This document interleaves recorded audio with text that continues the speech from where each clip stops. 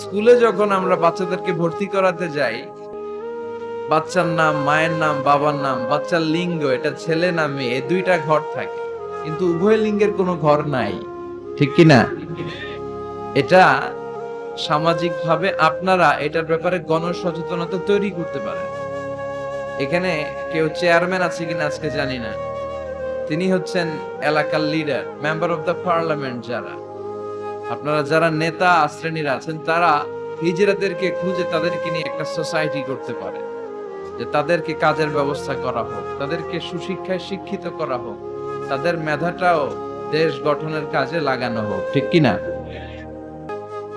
এজন্য এগুলো হচ্ছে সব আল্লাহ তাআলার দান। বিশ্বনবীর মসজিদে নববীতে জামাতের ভেতরে শুধু পুরুষ সাহাবারা থাকতো না, পুরুষ থাকতো, নারী থাকতো, হিজড়া থাকতো, বাচ্চারাও থাকতো।